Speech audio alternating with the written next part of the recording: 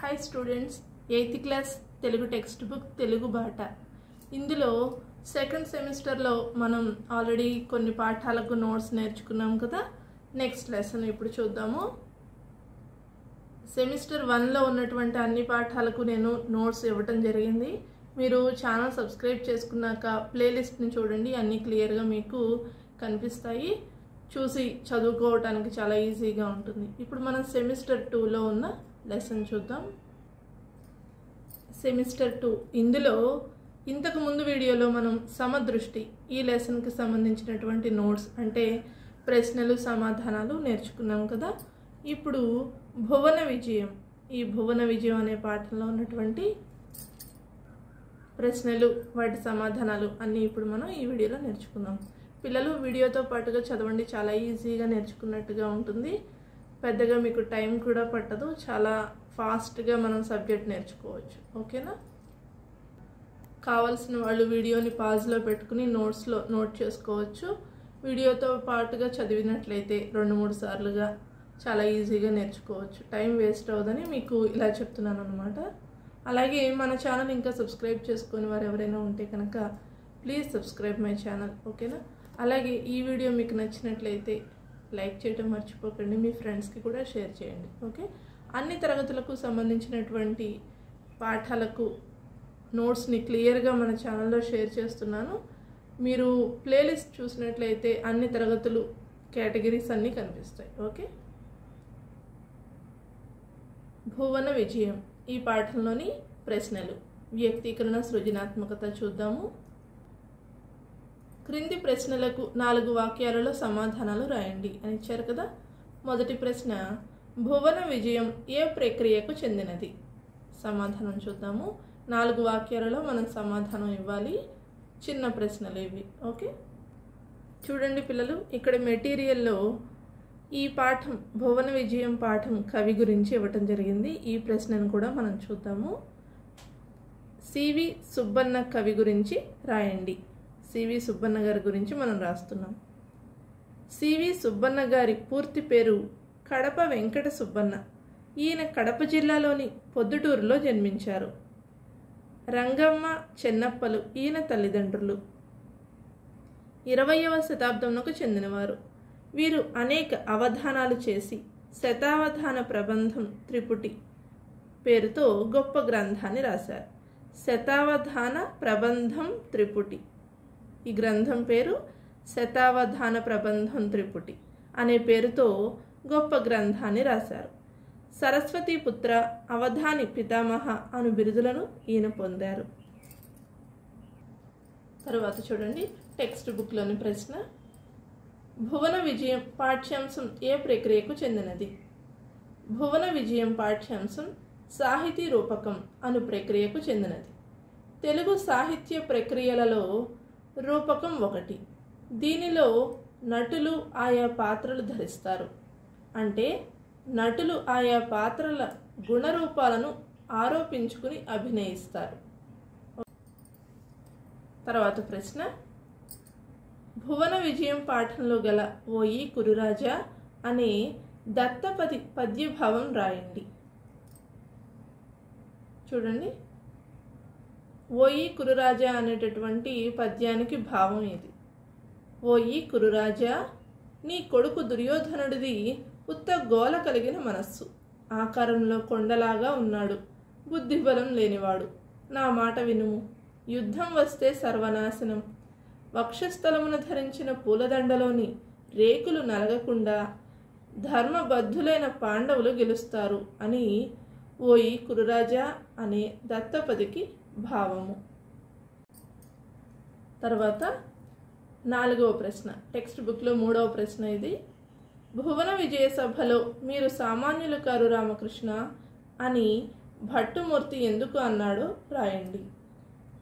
భువన విజయ సభలో రాయలవారు మేక మరియు తోక అను 2 దత్తపదాలతో ఒక సీస పద్యం చెప్పమని తెనాలి రామకృష్ణుల వారిని ఆదేశించారు. వెంటనే రామకృష్ణుల వారు తడబాటు లేకుండా మేక తోకకు మేక, తోక మేకకు మేక అని సీస పద్యాన్ని పాడి వినిపించారు. ఈ సందర్భంలో భట్టుమూర్తి గారు మీరు సామాన్యులు కారు రామకృష్ణ అని ఆయనను ప్రశంసించారు. తర్వాత క్రింది ప్రశ్నలకు 8 వాక్యాలలో సమాధానాలు రాయండి అని ఇచ్చారు. అందులో మొదటి ప్రశ్న, భువన విజయం పాఠంలో ముక్కు తిమ్మన గారు చెప్పిన పద్యానికి భావం రాయండి. భువన విజయం సభలో రాయలవారు ముక్కు తిమ్మన గారికి గాడిద ఏడ్చెంగదన్న ఘనసంపన్న అనే సమస్య పూరణనిచ్చారు. తిమ్మన గారు దానిని సమర్థవంతంగా పూరించారు. దాని భావం ఏమనగా, ఆడితప్పే మనిషిని గాడిద కొడుకని తిట్టినప్పుడు విశ్వాసానికి మారుపేరుగా నిలిచిన గాడిద ఇటువంటి వాడా నా కొడుకు అని ఏడ్చిందట. దీని ద్వారా లౌకిక జీవితంలో గ్రామీణుల దూషణను, ఆడితప్పిన ప్రజల హీన స్వభావాన్ని, మాట నిలబెట్టుకోవడం యొక్క విలువలను చాటారు. తర్వాత ప్రశ్న, తెలుగు భాష ఔన్నత్యాన్ని సొంత మాటల్లో రాయండి. సమాధానం, తలవగానే తన్మయత్వాన్ని పొందే తీయని భాష, చదవగానే ఆనందాన్ని రెట్టింపు చేసే అమృత భాష మన తెలుగు భాష. అందుకనే ఇటాలియన్ ఆఫ్ ద ఈస్ట్ అని పాశ్చాత్యుల చేతను, దేశ భాషలందు తెలుగు లెస్స అని రాయలవారి చేతను కీర్తించబడినది. మందార మకరందముల వంటి తేనెలకు తీయని అజంత భాష తెలుగు. ఏ భాషా సాహిత్యాలలోనూ లేనటువంటి జాతీయాలు, నుడికారాలు, శబ్ద పల్లవములు తెలుగు భాషలో ఉన్నాయి. భాషా క్రీడగా పేరు పొందిన అష్టావధాన ప్రక్రియ దేశాంతరాలకు వ్యాపించింది. త్యాగయ్య, క్షేత్రయ్య, అన్నమయ్య వంటి పదకర్తలు తమ సంగీత సాధనతో తెలుగు ఔన్నత్యాన్ని మహోన్నత శిఖరాలకు చేర్చారు. నాటి నన్నయ్య నుండి నేటి దేవిప్రియ వంటి ఆధునిక కవుల వరకు అనేక మంది వివిధ ప్రక్రియలతో తెలుగు సాహిత్యాన్ని సుసంపన్నం చేశారు. తర్వాత ప్రశ్న, భువన విజయం రూపకం ఆధారంగా తెలుగు ఘనతను గురించి కరపత్రం తయారు చేయండి. దేశ భాషలందు తెలుగు లెస్స అని పెట్టుకుని, ఓ ఆంధ్రులారా, విజయనగర సామ్రాజ్యాన్ని పరిపాలించిన రాయలవారి కాలాన్ని తెలుగు భాష సాహిత్యాలకు స్వర్ణయుగంగా సాహితీకారులు భావిస్తారు. ఆయన పాలనలో ఎన్నో భాషలుండగా మందార మకరందాలు జాలువారే తెలుగు భాషపై ఎంతో మక్కువ చూపారు. దేశ భాషలందు తెలుగు లెస్స అని కీర్తించారు. అష్టదిగ్గజాలు అను పేరుతో 8 మంది కవులను పోషించారు. తెలుగులో ప్రబంధ ప్రక్రియకు శ్రీకారం చుట్టారు. రాయలవారు చక్రవర్తిగానే కాక కవిగా పేరు ప్రఖ్యాతులు పొందారు. సాహితీ సమరాంగణ చక్రవర్తిగా కీర్తిని పొందారు. అల్లసాని పెద్దన, ముక్కు తిమ్మన, తెనాలి రామకృష్ణుడు, భట్టుమూర్తి వంటి కవులు తెలుగు ఘనతను చాటి చెప్పారు. రాయలవారు రాసిన ఆముక్త మాల్యద ప్రబంధ సాహిత్యంలో ఒక కలికితురాయి. ఇతర భాషలలోని అష్టావధానం, సమస్య పూరణం వంటి ప్రక్రియలు మన తెలుగులో ఉండటం మన ఘనతగా చెప్పవచ్చు. తర్వాత ఇట్లు తెలుగు భాష పరిరక్షణ సమితి అని పెట్టి అమరావతి అని పెట్టుకోండి. ఓకే, ఇక్కడ ప్రింటింగ్ ప్రెస్ గురించి రాస్తున్నాం మనము.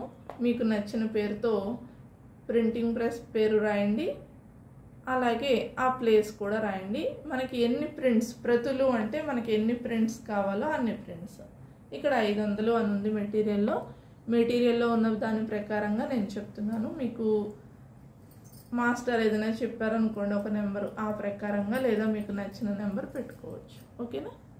ఓకే పిల్లలు, మీకు ఈ వీడియో ఎంతగానో ఉపయోగపడుతుంది అని నేను అనుకుంటున్నాను. మీకు ఈ వీడియో నచ్చినట్లయితే లైక్ చేయడం మర్చిపోకండి. ఓకే, నెక్స్ట్ వీడియోలో నెక్స్ట్ పాఠానికి సంబంధించిన నోట్స్ చూద్దాము. అలాగే మన ఛానల్ ఇంకా సబ్స్క్రైబ్ చేసుకొని వారు ఉంటే కనుక వెంటనే సబ్స్క్రైబ్ చేసుకోండి. Okay, thank you very much. All the best.